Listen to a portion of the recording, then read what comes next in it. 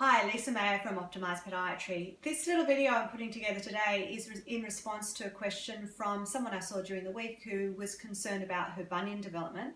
We were already using orthotics for her and we discussed footwear, but then it was really a matter of what else she could do, and it comes down to trying to strengthen the little muscles of the foot as well as stretch out some of the tight structures of the foot.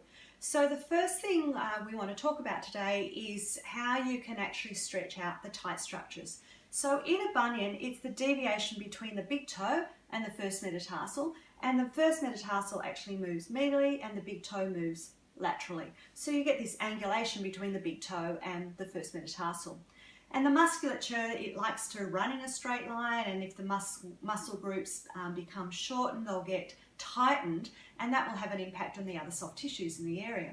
So the first thing is about stretching out the soft tissues in the joint capsule around the big toe. So just separating the toes can be a nice stretch, and you can pull the toe up, down, and around, and just hold the stretch. Another nifty way of getting some stretch into the toes is actually putting your fingers up between the toes, which will be a little bit uncomfortable, and pushing up with your fingers as you pull down with your toes. Then you can pull down with your toes as you push up with your fingers. So we get a nice active stretch happening. The other area is actually strengthening some of the little muscles of the foot, and this is some people don't actually have a great lot of control of the little muscle of the foot, and they might have to use their hands to help. So it's about getting down and helping your foot do the exercises. So the first thing is the concept of actually stretching the toes out and separating them, and then raising the arch. So we don't want the whole foot to be lifted up. It's really just a matter of toes down, contacting the ground, and then a shortening of the arch. A good analogy is if you make a fist with your hand, that's crumpling up of the toes. We don't want that movement. We actually want the hands or the fingers to be straightened, and you're pulling up and tensioning the little muscles of the foot. So it's the words to use would be toe extension, separation, and arch pull.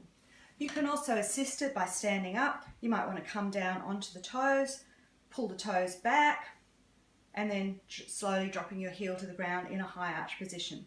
Definitely keeping the ball of the foot on the ground and the heel on the ground, and not turning the foot up at an angle. Another way of helping the toes be stronger is actually strengthening the toes as individuals. So having the ability to separate big toe movement out from lesser digit movement is really important. You may not have that flexibility or strength yet, so just hold the big toe down, help the toes move up and down, or it might even be hold the big toe down, pull the toes up, push them down, pull the toes up, push them down, hold the lesser toes up, pull the big toe up, push it down, up, down.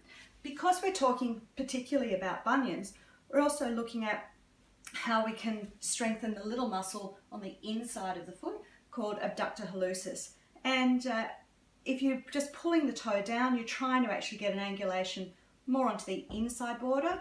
So just putting some tension onto the toe as you pull it up and down, or even using something as simple as an elastic band around both toes as you do the exercise will help you give some extra resistance. I hope this little video helps you, and it's a little bit every day. These muscles are very small, they fatigue quite easily, so whenever your feet are exposed, give it a go. And it might be opportunities like when you're in the bathroom, in the shower, taking your shoes off at the end of the day. It's little and often. Good luck. Thank you.